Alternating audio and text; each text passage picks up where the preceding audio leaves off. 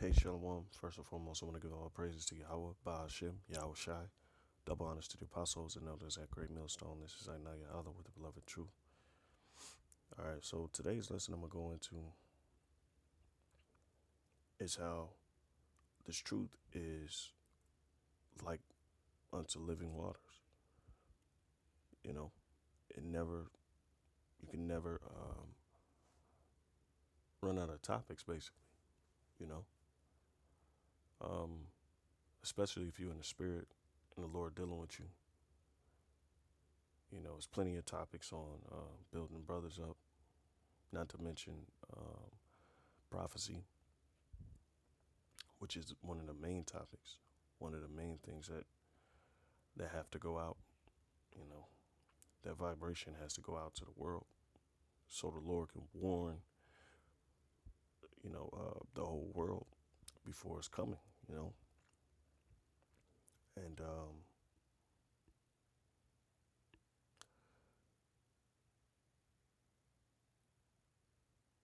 the Lord basically, we know, was only dealing with a few elect men.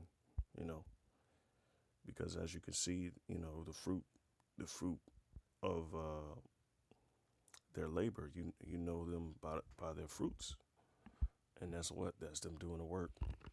That's putting in the work, bringing out all these topics, you know, and what you have is you have other groups that claim they have the truth, and what happens is that they run out of topics because the spirit is not dealing with them, you know. They found they found their own truth, so to speak, you know. And we know this to be Yahweh Shai's work, you know. So I was just reading the scriptures the other day, Matthew 25 and 29. But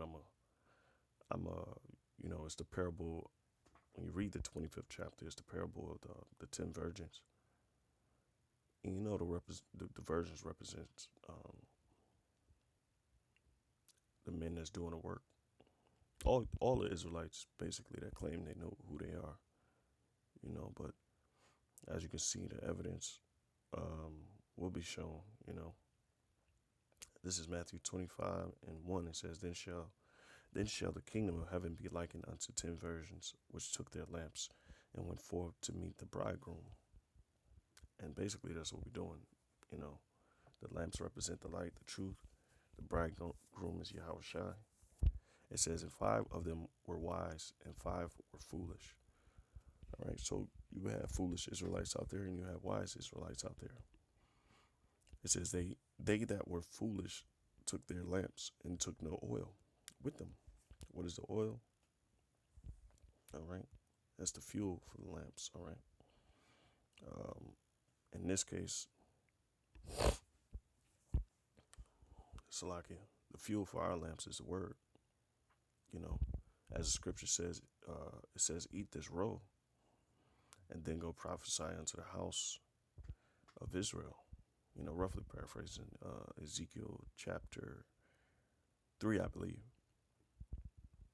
Eating the roll is parabolic for digesting the truth, learning the truth, learning the history, understanding the history. All right, so it says, they that were foolish took their lamps and took no oil with them. And you have that example, as you can see, you know, these guys, whoever they may be, whoever fall in that lot, you know, because like I said, this ain't our work. This is Most High work. Um, these guys are, well, how can I say, certain men were given certain lots to fulfill, whether it be a lot of the righteous or the lot of the wicked. You know, you got those that push the truth, and you got those that push against the truth and hinder the truth and don't bring out the truth as far as as far as the Most High Spirit um, told us to do it. You know, but you also have those guys that bring out their own truth. You know, It's part of their own perception on this thing of ours. And like I said, remember, I said this ain't our work. This is Yahweh Shai's work. You know. So it says, but it says, and took no oil with them. So we know there's guys out there that don't have oil. It says, but the wise took oil in their vessels with their lamps.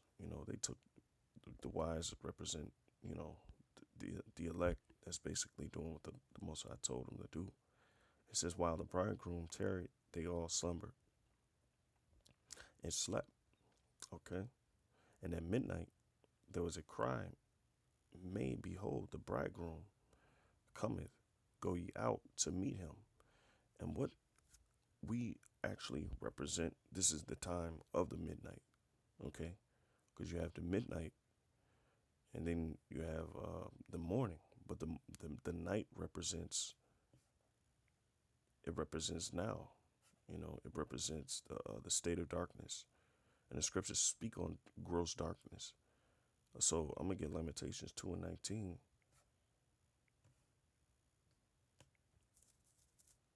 It says, "Arise, cry out in the night.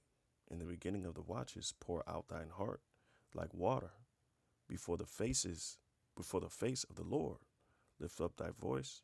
Lift up thy hands toward him for the life of thy young children that faint for hunger in the top of every street." All right. So as you can see, it says, cry out in the night. And if you go back to the other scripture in the midnight, there was a great cry. I'm going to go back to the scripture, but I'm going to break this down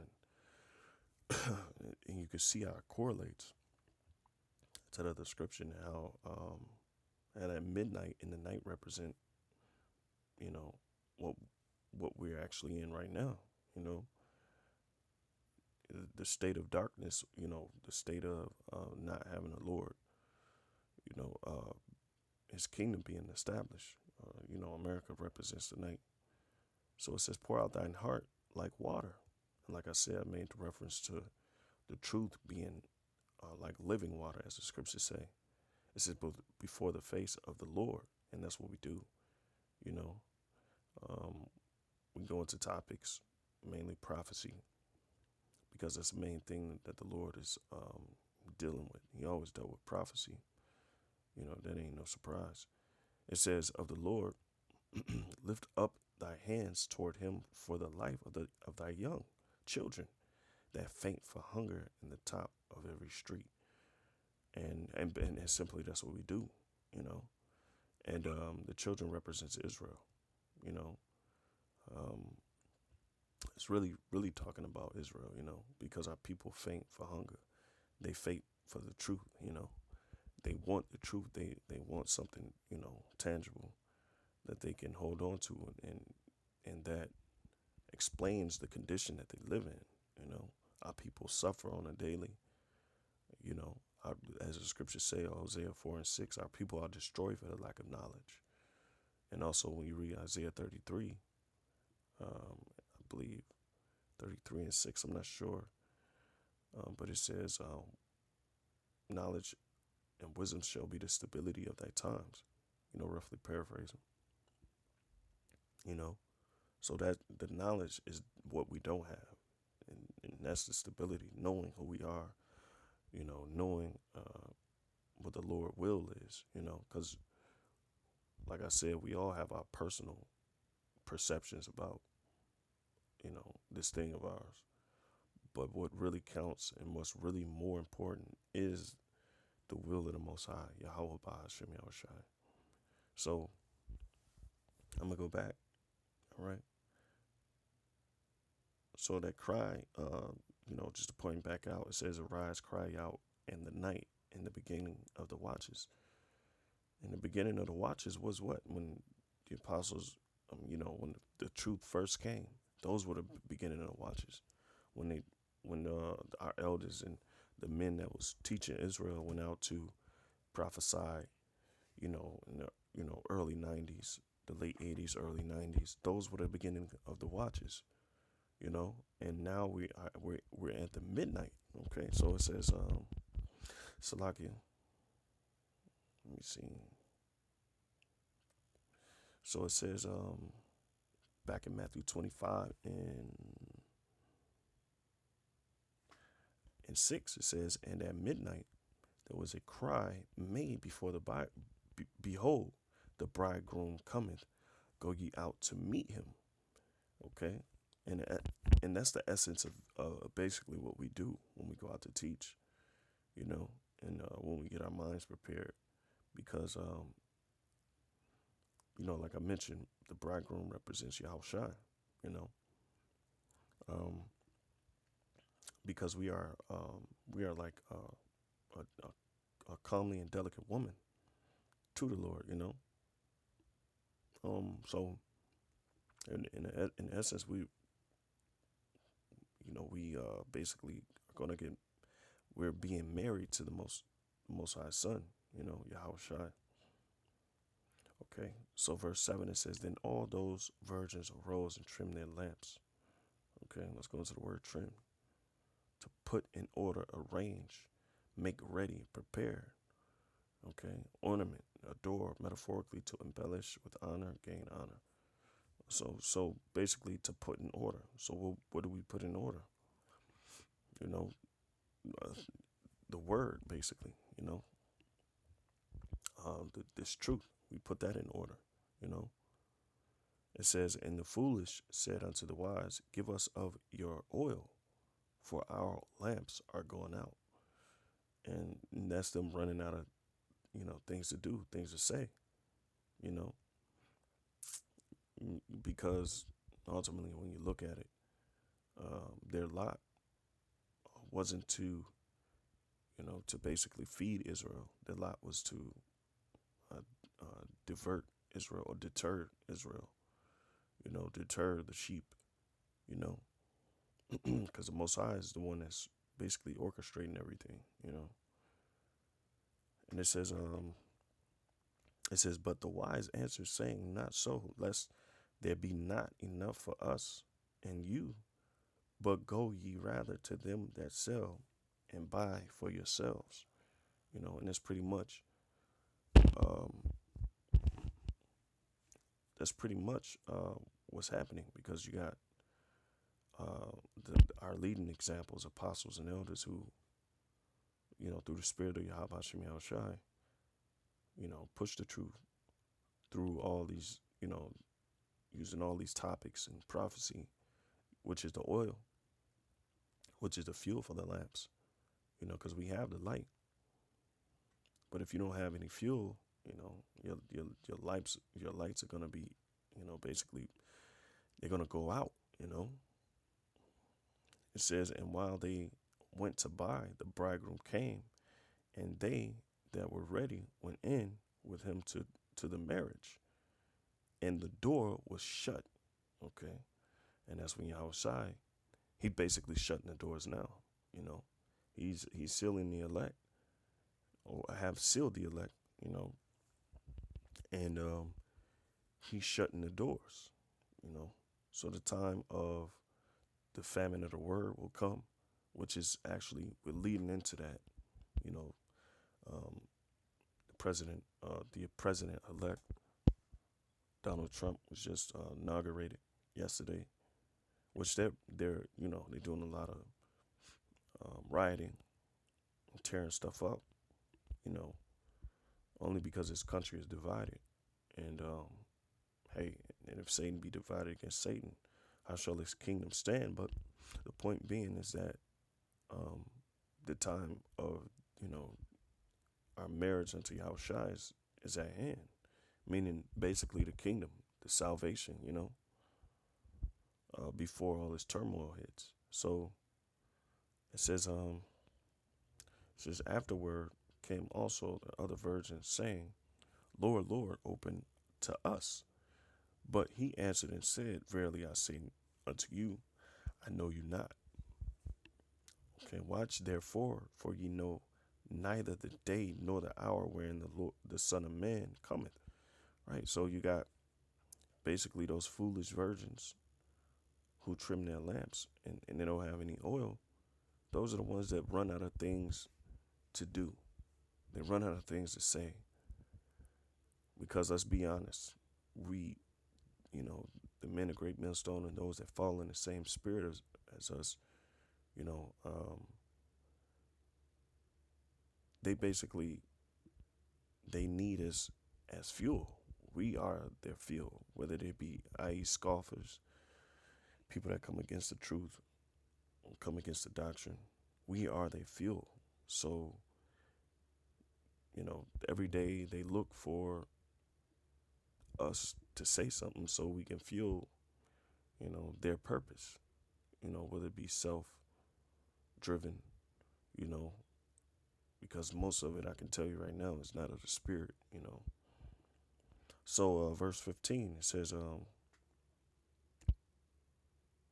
so like in 14, it says, "For the kingdom of heaven is as a man traveling into a far country, who called his own servants and delivered unto them his goods. And unto one he gave 5 talents, to another 2, and to another 1, to every man according to his several ability, and straightway took his journey."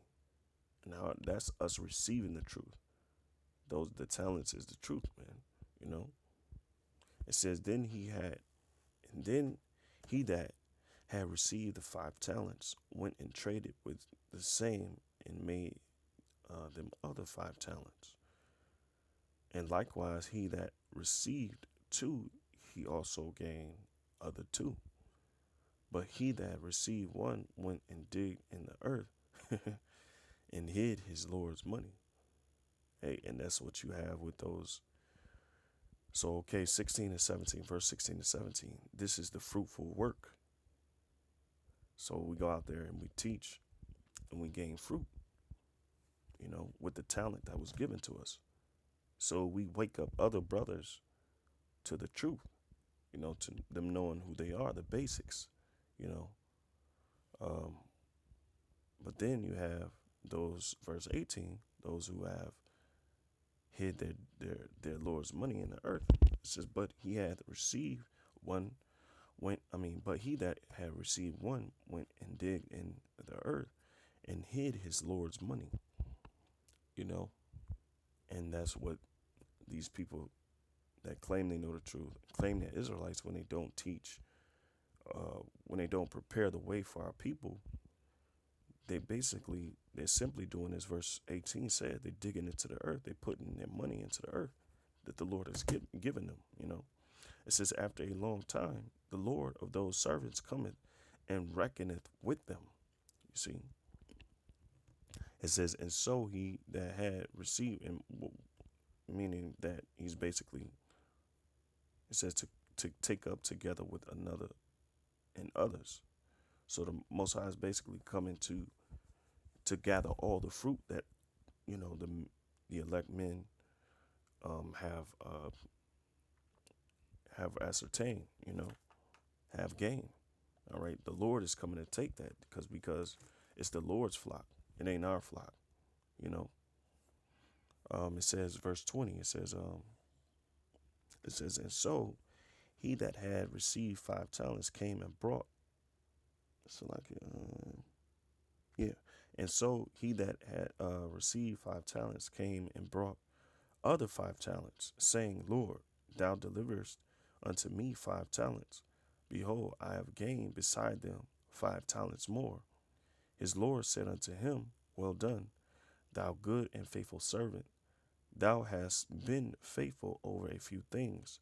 I will make thee ruler over many things. Enter thou into the joy of thy Lord. Okay. And we know that's the kingdom. That's us getting our reward. It says, he also that had received 2 talents came and said, Lord, thou deliverest unto me 2 talents. Behold, I have gained 2 other talents beside them. His Lord said unto him, well done, good and faithful servant. Thou hast been faithful over a few things. I will make thee ruler over many things. Enter thou into the joy of thy Lord. And the joy of thy Lord is a kingdom. But as you can see, it says he was faithful over a few things, So in essence, we were given the truth and we kept it, we kept it. As the scripture said, continue thou in the things which thou hast learned. you know, um, through patience and faith, we have kept the few things that he has given us. And that's, the small tangible things that, the doctrine basically, the small things that we believe in, we didn't too much. We researched it, and we didn't question it, and we didn't think, you know, uh, we didn't let those seducing spirits come in and take away our our crown, so to speak. You know. So verse 24, it says, "Then he which had received the 1 talent came and said, Lord, I knew thee that thou art an hard man, reaping where thou hast not sown, and gathering where thou hast not strawed." All right. It says, "And I was afraid and went and hid thy talent in the earth. Lo, there thou hast that is thine." See? So you got those that received the truth, but didn't increase in it. Instead, that faith that they was given, they threw it in the backyard. You know, you know, it's a weak analogy, but they basically buried it in the earth, man, and went about doing their own thing. You know, so they basically, the talents that the Lord has have given them, they basically, shunned them and pushed them to a side. Far, far more worse. Yeah, like the scripture said, dug a pit, basically, man, and put it in the ground. You know, it says, "And I was afraid and went and hid thy talent in the earth. Lo, there thou hast that is thine." His Lord answered and said unto him, "Thou wicked and slothful servant, thou knewest that I reap where I sowed not, and gather where I have not strawed.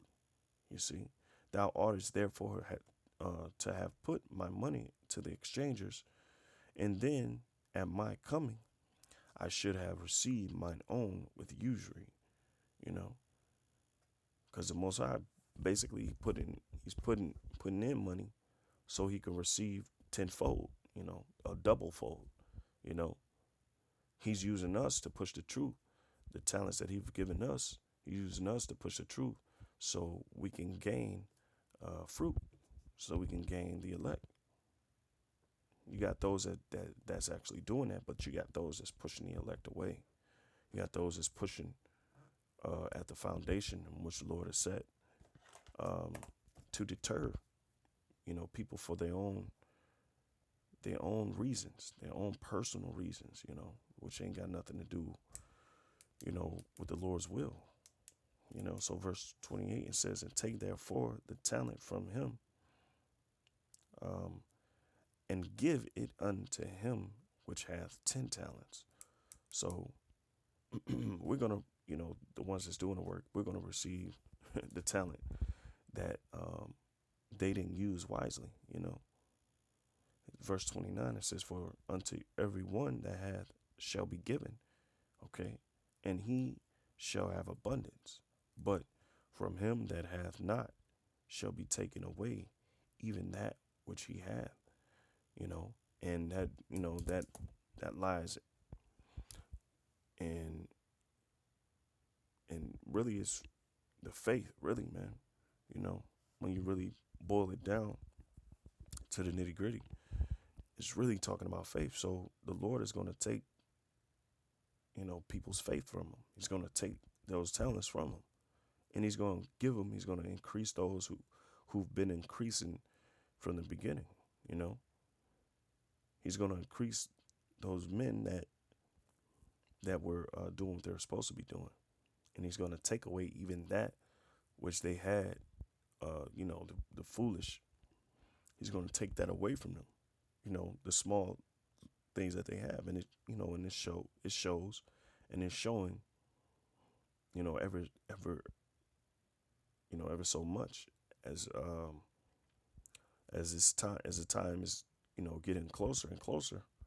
Um, you see people start to lose their morality more and more and more, and it's becoming more about self.